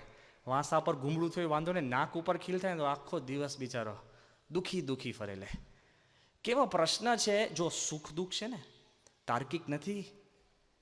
સુખ દુઃખ લાગણી ઉપર છે અને લાગણી તાર્કિક નથી. એક દુનિયા છે. એમ મૂલ્યો પણ છે ને તાર્કિક નથી. ગમે તેવા સારા મૂલ્યો તમે એસ્ટાબ્લિશ કરવા જાઓ ને, કોઈ તમને તર્કથી, કેટલાય બધા ડોક્ટરો તમને સમજાવશે કે સિગરેટ ન પીવીને પછી ખૂણામાં જઈને ફૂંકતા હોય છે. ખ્યાલ આવ્યો ને? કેટલાય માણસો. દુર્યોધન શું કહેતો? કે જાનામી ધર્મમ ન ચમે નિવૃત્તિ. એક જાનામી અધર્મમ ન ચમે નિવૃત્તિ, જાનામી ધર્મમ ન ચમે પ્રવૃત્તિ. કે હું અધર્મ શું છે ને ધર્મ શું છે બધું જ જાણું છું, હું કથા કરી શકું એમ છું, પણ યાર ચલાતું નથી. એ ચાલુ ને એ તર્કથી ઉપરની વાત છે. જય કૃષ્ણ મૂર્તિ તમે નામ સાંભળ્યું હશે, બહુ તાર્કિક હતા અને તત્વજ્ઞાની. અને એના તર્ક એટલે એકદમ સોલિડ. એના ઉપર જીવન લખનાર એક માણસે લખ્યું કે હું જય કૃષ્ણ મૂર્તિ પાસે ગયો છો, સાંભળજો. અને એમને મેં પૂછ્યું કે હું લગ્ન કરું કે શુડ આઈ ગેટ મેરીડ? એટલે જય કૃષ્ણ મૂર્તિએ શું કીધું? નો. એટલે તરત જ એને પૂછ્યું કે પણ હું કેમ લગ્ન ન કરું? તો એને જવાબ જે આપ્યો ને તાર્કિક જવાબ છે એ કે if you do get married and you don't get married to the most beautiful woman on this world, your mind will go elsewhere. એ કે જો તું લગ્ન કરીશ અને અતિ રૂપવાન સ્ત્રી જોડે તું લગ્ન નહીં કરે ને તો તારું મન બીજે જશે. એટલે પેલો એ હોશિયાર હતો ને, એ કે હું અતિ રૂપવાનની બાઈ જોડે હું લગ્ન કરું તો એ કે તો એ બીજે જશે. ટૂંકું ટચ. એટલે ભાઈ સાહેબ કરતા નહીં, તોય કરશો વાંધો નથી. પણ જો શું કહેવું, આ લેખક લખે છે કે તાર્કિક રીતે એને મને સમજાવી દીધું ને તોય મેં લગ્ન કર્યા. અને પ્રમુખ સ્વામી મહારાજ એને અમને 700 સંતોને કોઈ તાર્કિક ઉપદેશ નથી આપ્યો, પણ શ્રદ્ધાથી 700 ને બ્રહ્મચર્ય પડાવે છે. એ શક્તિ છે. શ્રદ્ધાની જે તાકાત છે ને, it is one step beyond તર્ક. શ્રદ્ધાની તાકાત છે. અરે તર્કે કરીને તો હું બધું જ આકાશ પાતાળ એક કરી શકું. આ ખાલી દ્રષ્ટાંત આપવા, દ્રષ્ટાંત સાંભળજો, કોઈ યાદ રાખતા નહીં અને બહાર જઈને કહેતા નહીં કે આ બ્રહ્મવિહારી સ્વામીએ આપ્યું છે. કેમ કે ઇંગ્લેન્ડમાં 1962ની સાલમાં, અમે તો ત્યાં હતા એટલે આખો પ્રસંગ આવ્યો હતો. 1962ની સાલમાં એક કેદી પકડાયો જેનું નામ હતું રોજર એલર્ટન. જ્યારે પત્રકાર એની પાસે એનો ઇન્ટરવ્યૂ લેવા ગયા ને ત્યારે પેલા કેદીને કીધું કે તમારું નામ કે રોજર એલર્ટન. એ કે તમે આમ તો ક્રિમિનલ, તમારું નામ લખું તો વાંધો નહીં ને કે તમે ક્રિમિનલ છો. એ કે ના ના ના ના ના, ક્રિમિનલ નહીં લખતી. પેલી બાઈ હતી કે કેમ? એ કે પ્રોફેશનલ ક્રિમિનલ લખજે. પેલી કે આ તો ખડ્ડું છે યાર, કે પ્રોફેશનલ ક્રિમિનલ. એ કે પણ ભેદ શું પ્રોફેશનલ ક્રિમિનલ ને ક્રિમિનલમાં? એ કે ક્રિમિનલ એને કહેવાય કે જેને ગુનો કર્યો હોય ને પછી એને અંતરમાં રંચ રહેતો હોય કે હારું ભૂલ થઈ ગઈ, પકડાઈ ગયો. અને પ્રોફેશનલ ક્રિમિનલ એટલે શું ખબર છે? ગુનો કર્યો પછી પણ એના અંતરમાં રંચ ના હોય ને એ પ્રોફેશનલ કહેવાય. એટલે મારું પ્રોફેશનલ લખજે તું. સારું વાંધો નહીં. પછી એને પ્રશ્ન પૂછે છે, એ કે પણ તમે કેમ ગુના કરો છો? એ કે જોબ બાય ચોઇસ છે, કે મેં પસંદ કરીને આ મારો કેરિયર બનાવી છે. લે પેલી બાઈ કે રે આવી રીતના કોઈના પૈસા લઈ લેવા એ કે કેરિયર કહેવાય? એ કે આ દુકાનો ખોરીને લોકો બેઠા છે શું કરે? બીજાના જ પૈસા લે છે ને. એ કે હા એ તો બરાબર. એ કે એના કરતાં સચ્ચાઈ વાળો હું છું. કેમ? એ કે દુકાનદાર તો દંભ કરે છે, માલ લે 50 રૂપિયાનો અને લોકો પાસે 100 રૂપિયામાં વેચે છે. એ તો જુઠ્ઠું બોલીને પૈસા લે છે. હું તો એને સાચું જ કહું છું કે ખિસ્સામાં જે હોય આપી દે. હજુ સાંભળજો, હજુ તો પત્યું નથી. એ કે હું તો સત્યવાદી છું, કે સાચું કહીને કહું છું. હું કોઈને દંભ નથી કરતો. કે દંભ તો છે ને આ દુનિયાના લોકો કરે છે. એ કે ભાઈ સાહેબ કે આવું કાપડ મળે નહીં ને 50 નહીં 80 100 200માં આવ્યું છે ને તને 100માં વેચું છું. બધા જ જૂઠું બોલતા હોય. એ કે હું તો સત્યવાદી. એ કે બરાબર ભાઈ તમે સત્યવાદી છો, પણ તમને કદાચ કોઈક પૈસા ન આપે તો તમે કંઈક એને મારો બારો? એ કે હા અગાઉથી કહી જ દઉં છું કે આપ નીકળ મારીશ. ક્યાં પાછળથી કહું છું? એ કે પણ એ કઈ વાત વ્યાજબી છે? જો આ સાંભળજો. પેલી બેન એને કહે આ વ્યાજબી વ્યાજ છે કે કોઈને પૈસા માટે મારવા? એ કે કેમ? જોયા હો આપણા દેશના જે સૈનિકો છે ને, એ કે એ દેશના સૈનિકો તો દેશ પ્રેમ માટે લડે છે. એ કે પગાર બંધ કરી દો પણ જો કેટલા રહે છે. એ કે દેશના સૈનિકોને ઘરે પગાર પહોંચે છે એટલે લડે છે. તો પૈસા માટે બીજાને મારી નખાય, કોઈને કાંઈ લેવા દેવા નહીં એવા. આ તો હું એને વાત કરીને સમજાવીને પછી પતાવું છું. એ કે એમાં મારે કયો વાંક નથી. પેલી શું કે બેન? એ કે પણ એવી રીતના તમે મારો પણ તમે પકડાવો અને પછી તમારે જેલમાં જવું પડે. એ કે જોબ રિસ્ક. એ કે જોબ રિસ્ક. એ કે મારી જોબ રિસ્ક તો બહુ સહેલી છે. કેમ? એ કે 30,000 ફૂટ ઉપર જે પાયલોટ પ્લેન ચડાવતો હોય છે અને કાંઈક થાય ને પડે એ તો મરી જ જાય. હું તો જીવું છું જેલમાં. એ કે એને સમજાવો કે તું શા માટે પાયલોટ બન્યો છે, મને સમજાવવા આવી છે એના કરતા. આ બાઈ કે આ માણસ એ કે પણ તમને 20 વર્ષની જેલ થાય તો? એ કે સમજવા જેવું છે આ જો સમજાવે છે. એ કે હું 60 વર્ષ સુધી ખુલ્લેઆમ જીવન જીવ્યો, મારા મન પ્રમાણે જીવ્યો, અને છેલ્લા 20 વર્ષ જેલમાં જાઉં ને એમાં મને બહુ જોખમ નથી લાગતું. દુનિયામાં માણસ સવારથી 8થી રાતના 8 સુધી 60 વર્ષ સુધી વૈતરું કરીને જેલમાં છે ને એના કરતાં હું વધારે મુક્ત છું. લે હવે આપણને લાગે ને કે સાચો લાગે સારો, કહેતા નહીં પાછું મારું નામ દઈને. પણ કહેવાનું એ છે કે તર્કે કરીને ગુનેગાર પણ પોતાને સાચો ઠરાવી શકે, પણ સાચો બની શકતો નથી. ખ્યાલ આવ્યો? You can justify, you can explain, but you cannot transform.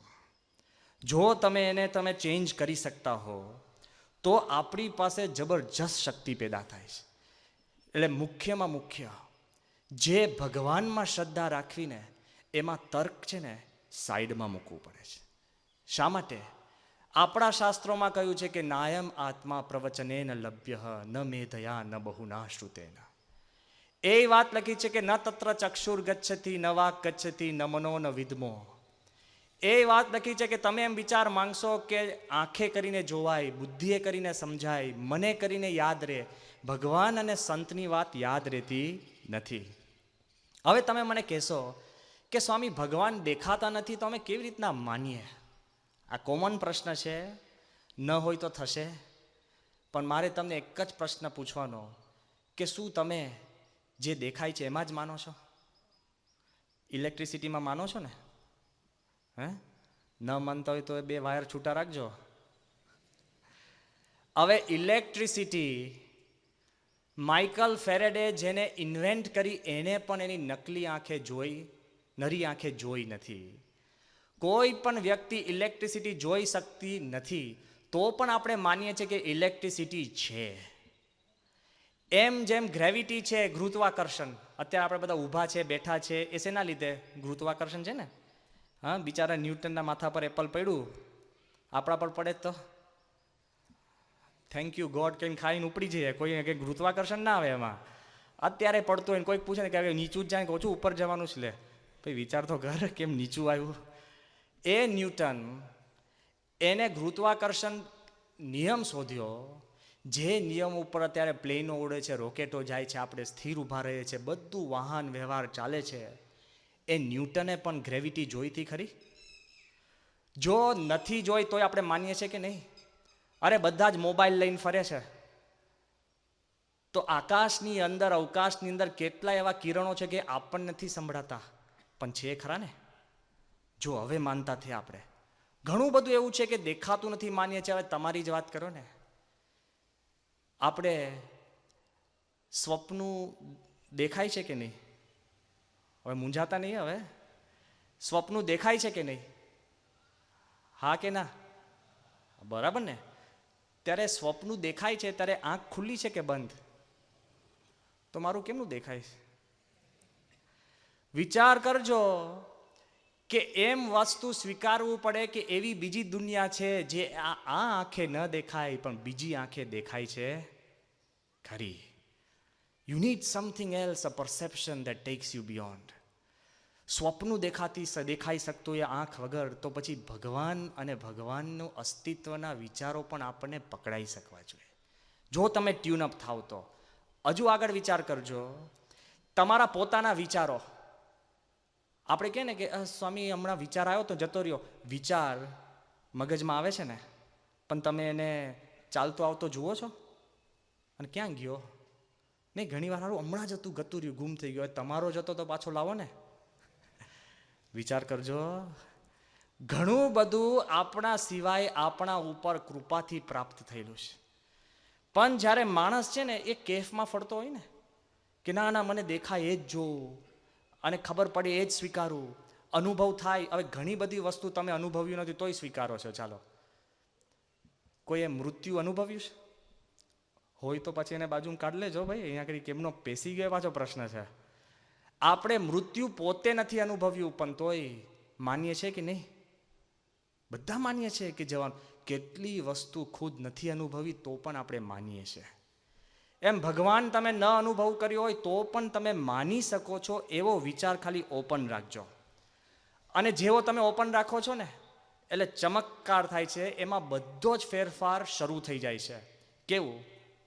માણસ અમુક વસ્તુ સ્વીકારે ને અને પછી આગળ વધે ને તો એની પ્રગતિ થાય છે. અત્યારે અંગ્રેજી ભાષા શીખવા બેસો ને અને કોઈ કે A B C D E F G H A to Z હોય ને અને તમે પ્રશ્ન પૂછો A કેમ A છે, B કેમ B, C કેમ C, C ને કેમ A નથી કહેતા અને F ને કેમ G નથી કહેતા? અને તમે છે ને 60 વર્ષ પણ આ પ્રશ્ન પૂછશો ને શેક્સપિયરને નથી આવડતા. લે, એના કરતાં હીધો થઈને મોઢે કરીને વાંચવા બેસી જા. તું આ 26 અક્ષરો સ્વીકાર. એ 26 તું સ્વીકારીને આગળ વધીશ તો એમાંથી શબ્દ બનશે, શબ્દમાંથી લાગણીઓ પેદા થશે, લાગણીઓમાંથી પુસ્તકો થશે, અને પુસ્તકમાંથી વિચારો મળશે, અને આખી દુનિયાના વિચારો તને મળશે.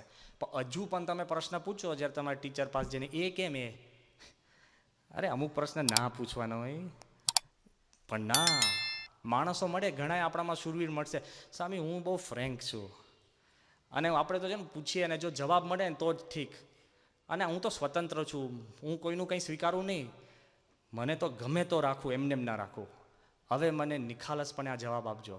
જ્યાં બધા કેનારા કોક બેઠું હોય ને એને જ પ્રશ્ન પૂછું છું. આપણે ફ્રેન્ક છે બરાબર? તો ફ્રેન્ક જવાબ આપજો. અને આપણે પોતાનો માર્ગ કાઢતા હોય કે હું છે ને બીજાનું લાદેલું માનતો નથી. હવે તમે પ્રશ્ન પૂછો કે પેલો કે ને મને ચોઈસ, હું મને પસંદગી પડશે ને તો ભગવાન પચીશ. અરે આ દુનિયામાં ઘણી બધી વસ્તુ તમારી પસંદગીની નથી. કેમ? પહેલો પ્રશ્ન, did you select your parents? ચાલો, તમે મા બાપને તમે ચૂઝ કર્યા હતા?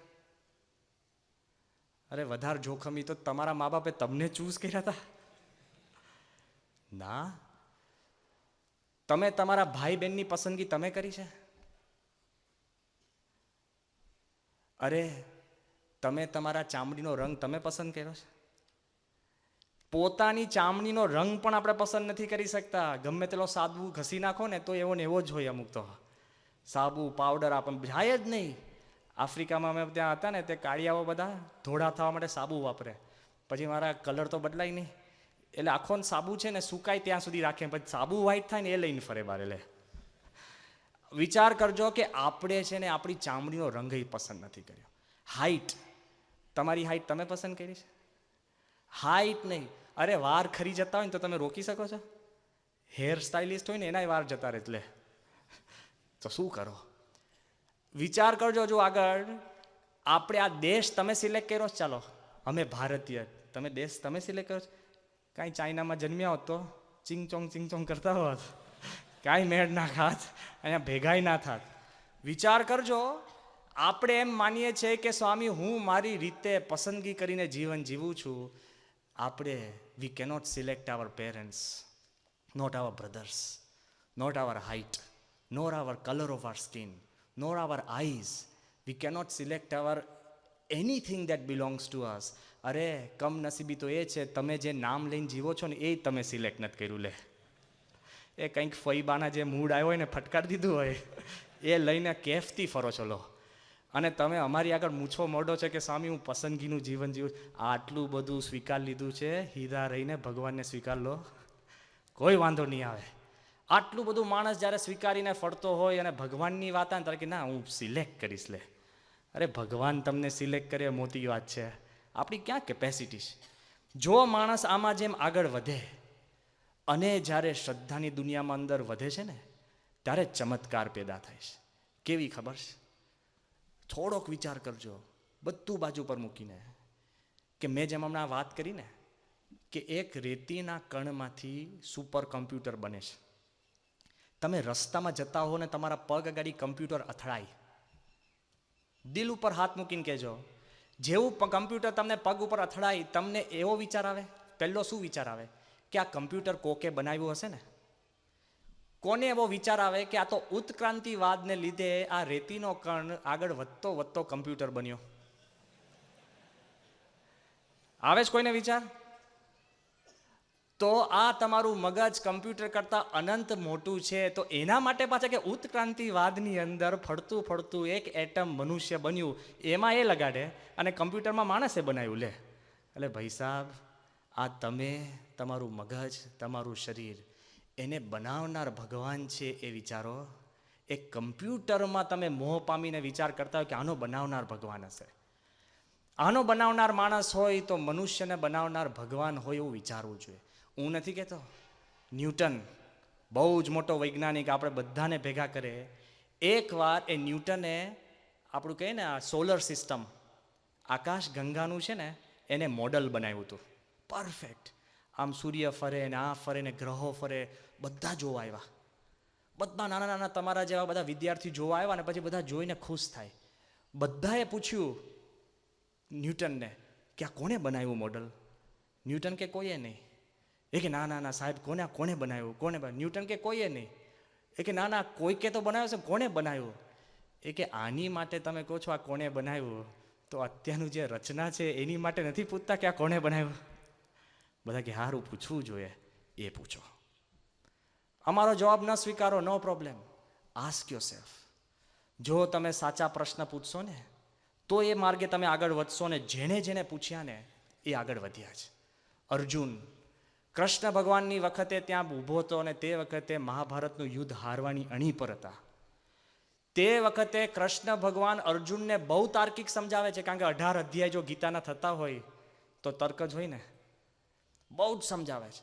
અર્જુન પણ તર્ક કે છે કે સીદંતી મમ ગાત્રાની મુખમ ચ પરિશુષ્યતિ રોમ હર્ષશ્ચ જાયતે ભ્રમતી વચ મે મનઃ. અર્જુન છે ને ઓર્ડિનરી નહોતો, જિમ્નેસ્ટ હતો. ત્રાજવા ઉપર ચઢીને તમારે પેલી માછલી વીંધવીને સહેલું નથી. જોજો 2 પગ ભેગા નાખવા પડે, એક નાખો તો બીજો ઊંચો થઈ જાય. હા, પછી ક્યાંથી બીજો આમ કે હાથથી નીચે લાઈને નાખવાનો છે? આ તો જિમ્નાસ્ટ જે જુઓ ને તમે, રશિયન્સ ને બધા, જેપનીઝ ને બધા, ફત દઈને કૂદકો મારીને 2 પગ ત્રાજવામાં જવા જોઈએ, અને પછી નીચે પેલું પ્રતિબિંબ હોય એમાંથી પછી માછલી મારવાની. આપણે તો એવું કે આ તો સારું સિલેબસની બહારનું હતું, એક ટ્રાયલ આપો બાણ, ઘર ભેગા કરી દે. હા, અને જો આવો ટેસ્ટ લેવાનો હોય તો અડધા તમે સાધુ થઈ જાઓ કે સારું આવી રીતના જીતવાની હોય વાઈફ તો ક્યાં મેળ ખાય.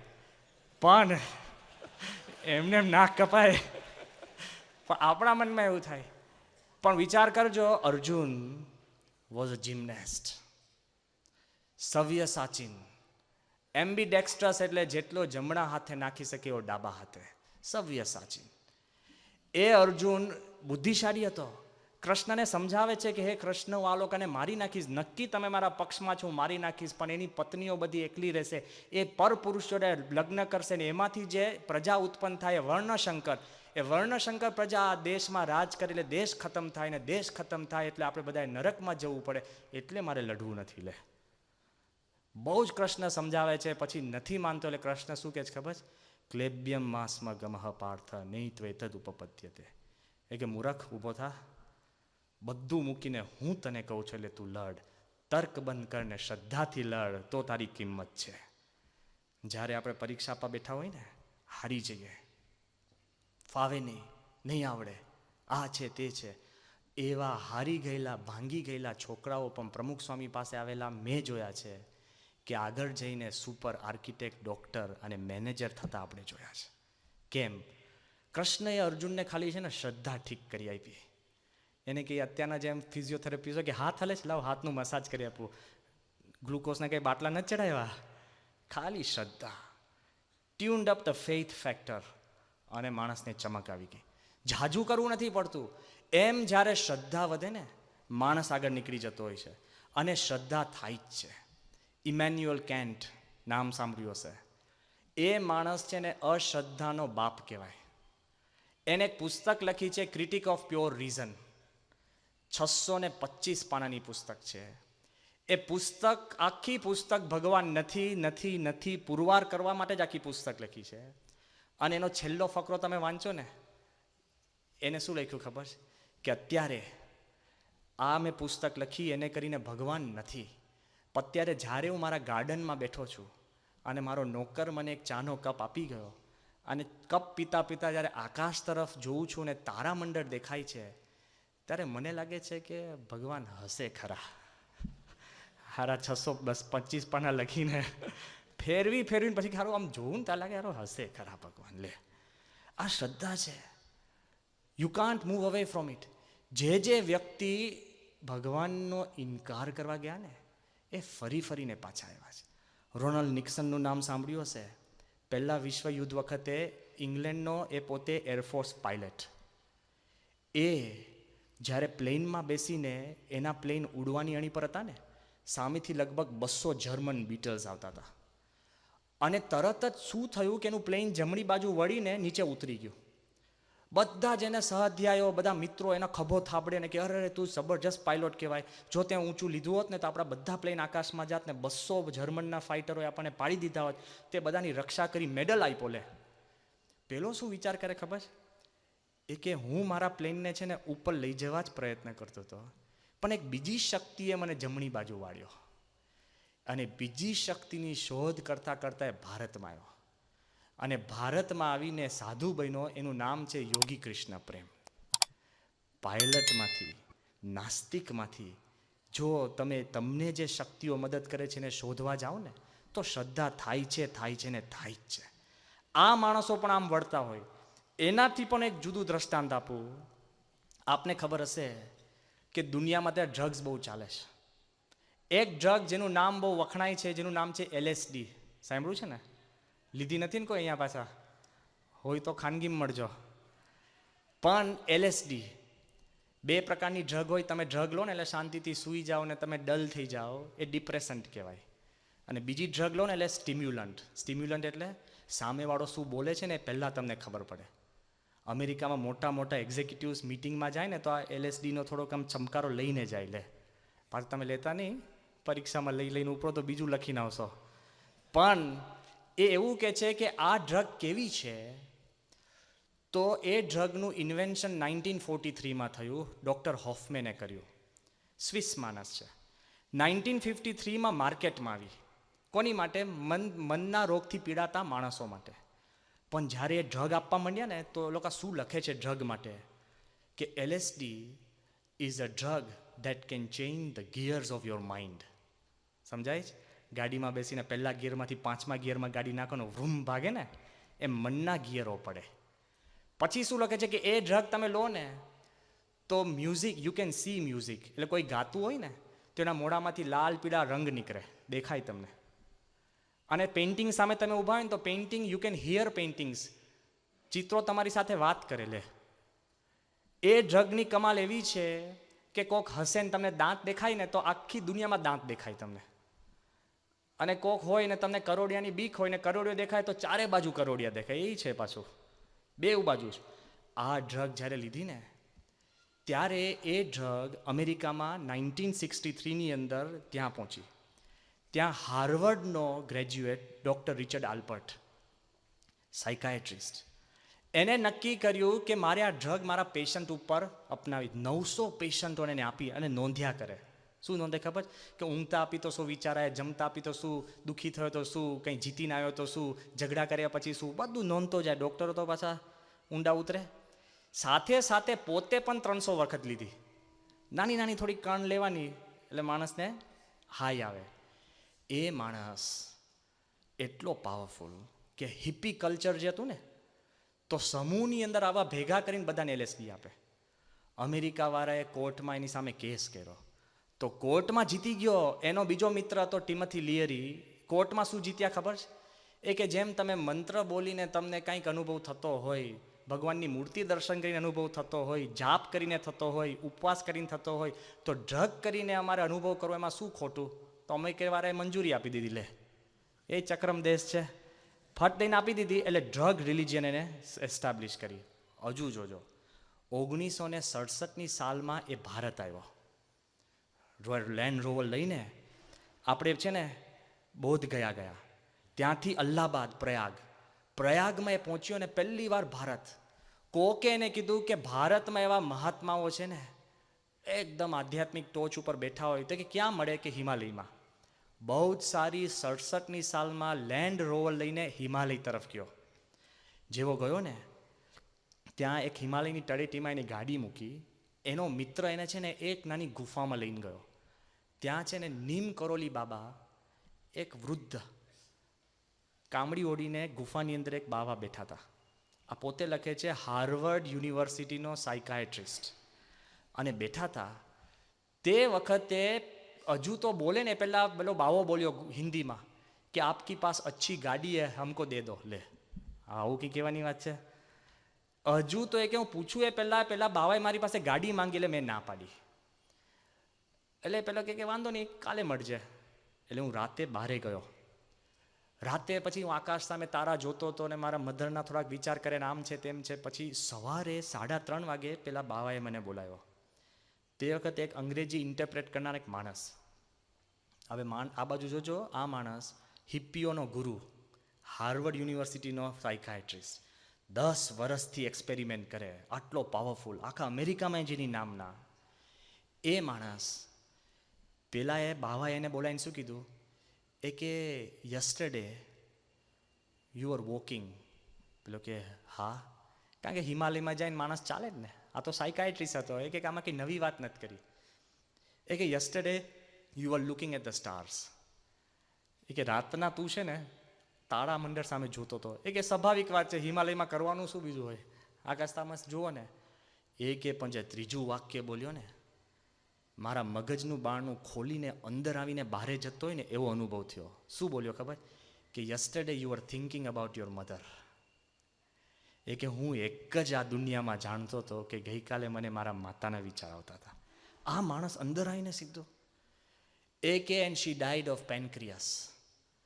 એ હિન્દીમાં બાવો બોલ્યો જેને પેનક્રિયાસ શું છે ખબર નહીં, કે તારી માતાને પેનક્રિયાસનો પ્રોબ્લેમ એટલે મરી ગઈ. હજુ તો મેં આનું સાંભળું છું સવારના 3:30 વાગે, એટલે મારા મનમાં વિચાર આવ્યો કે આને હું LSD આપું તો શું થાય. આરો હોશિયાર છે ને. એ કે આને હું LSD આપું તો શું થાય. હજુ તો વિચાર આવે ને પહેલા એને શું કીધું ખબર છે, કે ગીવ મી યોર મેડિસિન. એ કે હું દોડતો નીચે ગયો. અને LSD છે ને કઈ ચમચા ચમચી ના હોય, નાની નાની ગોળીઓ હોય, મિલીગ્રામમાં હોય, ખ્યાલ હોય ને. હપ કરીને આપણે જે પેનાડોલ લઈ લેતા હોય ને મોટી મોટી ગોળીઓ ઠપકાર દે છે ચૂરણની ને એવી બધી, એવી ના હોય, નાની હોય. એ એક જ આપવાની કે બે જ આપવાની જોઈને. એટલે પેલો આટલી નાની પાતળી બોટલ લઈને આવ્યો, જેમાં લગભગ છે ને 125 જેટલી પેલી નાની નાની LSDની ટેબ્લેટ્સ હતી. એ કે હજુ આ બાવા પાસે પહોંચ્યો ને એટલે બાવાએ સીધી હાથમાંથી લઈ લીધી. મને લાગ્યું આને ભાઈ આખી બોટલ ખોલીને બધી ઠાલવીને મોઢામાં. મને લાગ્યું કે આ ખાલી 2 ગોળી લેવાથી તમારું મનનું ગિયર પહેલાંમાંથી છઠ્ઠું થઈ જતું હોય. આખી બોટલ આ ખાલી કરી ગયો કે ભૂકા નીકળી હશે. એટલે હું ત્યાં ને ત્યાં જ બેસી રહ્યો. તે વખતે આખો દિવસ એ બાવો બધા જોડે વાત કરે આ તે. અને પછી મારી સામે એને જોઈને શું કીધું ખબર છે, કે your medicine is good for beginners. કે બિગિનર્સને આ મેડિસિનથી જે હાઈ આવે ને, પણ એ કે the high you get chanting the name of Ram, એ કોઈ દિવસ એમાંથી માણસ પાછો નથી આવતો. એટલે રામ નામ તું લે. આ હાર્વર્ડનો સાયકાયટ્રિસ્ટ એના 5 લાખ જેટલા માણસો માનનાર, એને કીધું હું શું કરું. એ કીધું સાધુ થા. તે દિવસે તે ક્ષણ એનું નામ બાબા રામદાસ પાડ્યું. એ રિચર્ડ એલ્બર્ટ પોતે સાધુ થઈને અત્યારે જીવે છે, રામ નામ સિવાય બીજું કાંઈ લેતો નથી. આવો પાવરફુલ માણસ. થયું શું કે બધું જ ડૉક્ટર, તર્ક પ્રધાન, ડ્રગમાં લેવાઈ ગયેલો માણસ, તો પણ એને કોઈક સાધુનો જોગ થયો ને તો ડ્રગમાંથી ઓખડીને ભગવાનમાં એ પહોંચી શકે છે એવી શક્તિ થાય છે. પ્રમુખ સ્વામી મહારાજના પણ છે ને જે મોટી કિંમત છે ને, બરાબર છે, કિંમત છે કે અત્યારે BAPS સંસ્થાના 9000 કેન્દ્રો છે. આ તમને આ એક દેખાય છે ને, એવા 9000 સેન્ટર્સ. અને આપણી વેબસાઇટ છે, તમે જોજો 7 મિલિયન પીપલ છે ને એને ક્લિક કરે છે, www.swaminarayan.org.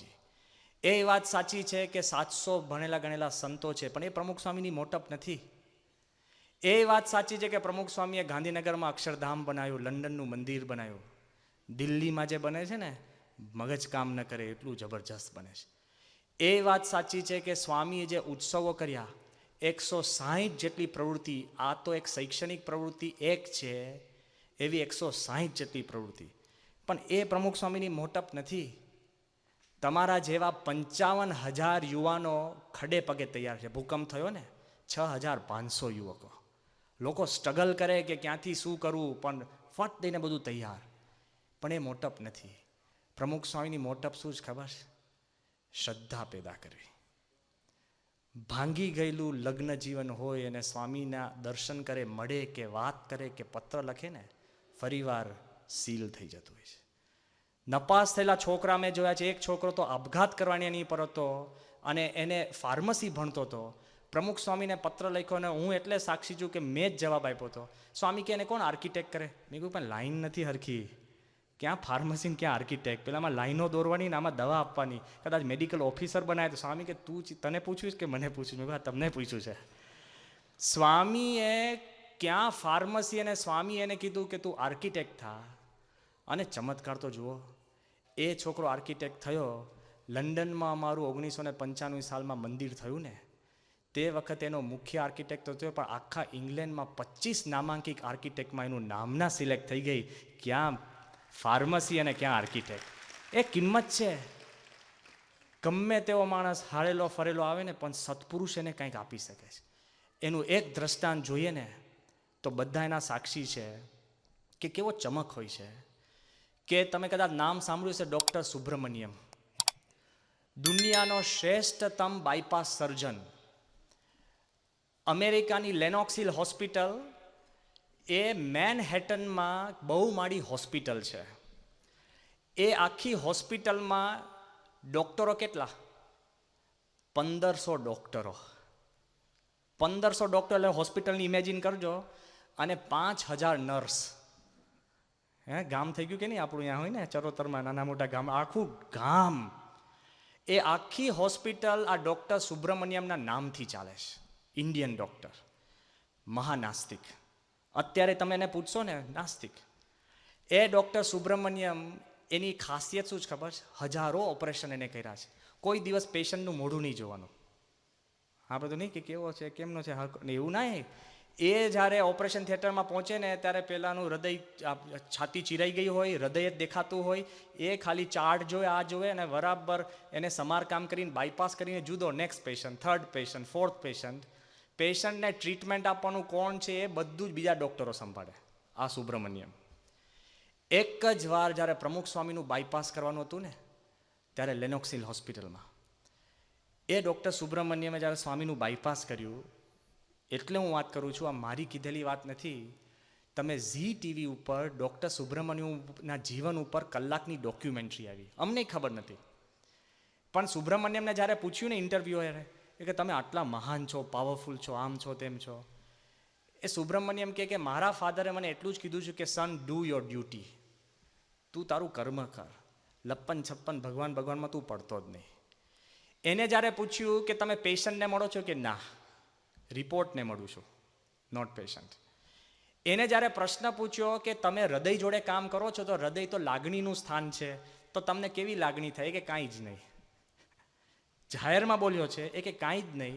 કોક વાર દયા આવે કે બિચારું હૃદય લે. અરે આવું યાર, પેલો આખી છાતી કાઢીને બેઠા પડ્યો હોય ને બિચારું હૃદય. એ કે કોક વાર દયા આવે.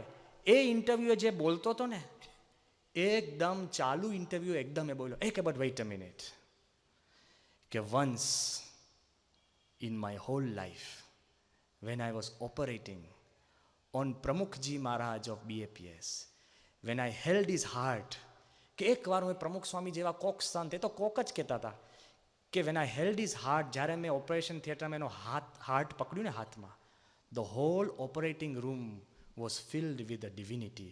That's my only experience in life. આ માણસ પોતે કહે છે કે એક વાર મેં પ્રમુખ સ્વામીનું ખાલી હાર્ટ પકડ્યું ને, જોઈ લેજો ઝી ટીવી ઇન્ટરવ્યૂ, ટોટલ નાસ્તિક માણસ. ત્યારથી એ કીધું કે મેં એમને કીધું છે મારી નર્સને કે મારી ઓફિસમાંથી તારે પ્રમુખ સ્વામીની મૂર્તિ કાઢવી નહીં. એ તો આપણને લાગે કદાચ વેગમાં બોલી ગયો હોય, પણ એ સુબ્રમણ્યમ એક જ વાર જ્યારે ગુજરાતમાં આવ્યા ને, પ્રમુખ સ્વામીને મળવા સારંગપુર જવાના હતા.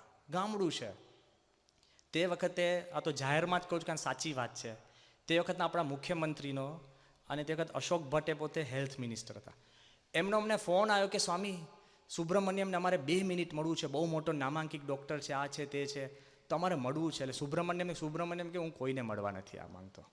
મેં કહું ભાઈ આ ચીફ મિનિસ્ટર છે, પછી અમારે અઘરું પડે, એટલે કે તું મળી લે. એ કે ના હું કે કોઈને મળવા જ નથી આવ્યો. એક અશોક ભટ્ટ, કોઈને મારે મળવું જ નથી. પછી મેં કીધું કે ભાઈ કાંઈક કારે કરવું પડે. કે ના એક એવું હોય ને, બહુ એ લોકોને મળવું હોય ને, તું એરપોર્ટ જઉં છું ને તો એરપોર્ટમાં રસ્તામાં મળી લે. મેં કીધું હાર આવું કહેવાય ચીફ મિનિસ્ટરને, હેલ્થ મિનિસ્ટરને. પછી કે ના પછી આપણે ફોન કર્યો. મેં કીધું જો આને કોઈને મળવું નથી, સ્વામીના દર્શન કરીને જવા માંગે છે, તો કે એવું કામ કરીએ સ્વામી. મેં કીધું શું? એ કે અમે ઇન્દિરા બ્રિજ છે ને, તો બ્રિજ ઉપર અમે ઊભા રહીએ. લે ચીફ મિનિસ્ટર અને આપણે હેલ્થ મિનિસ્ટર, અમારી ગાડી ગઈ ને તો લબુક જબુક ગાડી છે ને બ્રિજ ઉપર ઊભી હતી 2. અને પછી હું સુબ્રમણ્યમ સમજાય કે મેં સાહેબ આ લોકોને 2 મિનિટ તમે મળજો. અને એ ગાડીમાંથી ને બારીનો કાચ ખોલ્યો. આ સુબ્રમણ્યમ એટલો પાવરફુલ ડૉક્ટર છે.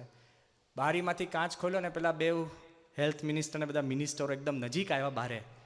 પછી કે સાહેબ એક કામ એ કે વાત કરો જે કરવી હોય તો. લે બારીનો કાચ ખોલીને વાત કરે. એટલે કે સાહેબ અમારે આમ છે. એ કે જુઓ એક વાત સમજી લો, મારી જિંદગીના આ 60 વર્ષમાં પહેલી વખત જિંદગીમાં હું ગુજરાત આવ્યો છું પ્રમુખ સ્વામીના દર્શન કરવા. પેલા કે સાહેબ તમે એક દિવસ ગુજરાતમાં આવો વર્ષમાં અને ફ્રી ઓપરેશન કરો. એ કે જો પ્રમુખ સ્વામી અમને કહે તો હું આવી જઈશ. અને ત્યાંથી જ પેલા કે સ્વામીને ફોન કરીને સ્વામીએ સુબ્રમણ્યમને શું કીધું કે ગુજરાત માટે તમે 2 દિવસ કાઢજો. હવે વિચાર કરો, જે માણસ તર્કથી પર, વિદ્વત્તા, મહત્તા, માન, ભગવાનમાં ના માનતો હોય એ વ્યક્તિને પ્રમુખ સ્વામી બેભાન અવસ્થામાં હોય. સમજાય છે? પારાયણ નથી કરવી પડતી સાચા સંતોને. અમે તો કરીએ, કલાક કથા કરીને તોય શ્રદ્ધા ના થાય. અને પ્રમુખ સ્વામીના દર્શન કરો ને શ્રદ્ધા પ્રગટે. બેભાન અવસ્થામાં આમ તો જોવાય ડૉક્ટરને એમ લાગવું જોઈએ કે હું આને મદદ કરું છું. એ ડૉક્ટર જ્યારે બેભાન અવસ્થામાં ભૂલે ચૂકે પણ સંતના હૃદયને અડે છે ને, તોય એના જીવનમાં શ્રદ્ધા પેદા થાય છે. એનો જીવતો જાગતો દાખલો ડૉક્ટર સુબ્રમણ્યમ છે. મળવું હોય તો મળજો, ઈમેલ લખજો, આ વાતનો પુરાવો પણ કરજો, પછી માનજો કે આ સ્ટ્રેન્થ છે. જો આ સ્ટ્રેન્થ આપણામાં આવે તો કોઈ દિવસ જિંદગીમાં વાંધો આવતો નથી. અને કેટલી એની ચમક છે ખબર છે કે માણસ છે ને બાર્ગેન કરતો બંધ થઈ જાય. એટલું રાખજો, ભગવાનમાં શ્રદ્ધા રાખો ને, સંપૂર્ણ રાખજો. એમને એમ અધકચડી નહીં. એક માણસ જતો જતો ત્યાં આગળ ખીણમાં પડવા માંડ્યો અને ખીણમાં લપસતા લપસતા એની પાસે એક મૂળિયું હાથમાં આવી ગયું. અને એ કે ભગવાન હું તમામ ભક્તિ કરતો તો નામ છે, તમે ભગવાન સાચા છો તો મને હવે બચાવો. ભગવાનની આકાશવાણી થઈ. ભગવાન કે તે મને બોલાવ્યો? એ કે હા. એ કેમ રાહ જોવો છો, પકડી લો. ભગવાન કે હું તને પકડવા જ આવ્યો છું. આકાશવાણી, ખીણ છે, લબડે છે તું. એ કે તો પકડી લો ને. એક શરત, તું આ મૂળિયું છોડી દે ને પછી પકડું. પેલો કે પેલા પકડો પછી છોડો. બસ આટલો જ પ્રશ્ન છે. આપણે ભગવાનને શું કે મને પાસ કરો ને તો માનું. ભગવાન કે તું પહેલા માન પછી પાસ કરો. સમજાય છે? આપણે કે ભગવાન આટલું થાય તો કરું. ભગવાન કે તું કર પછી હું કરું. આટલો જ થોડોક ડિફરન્સ છે.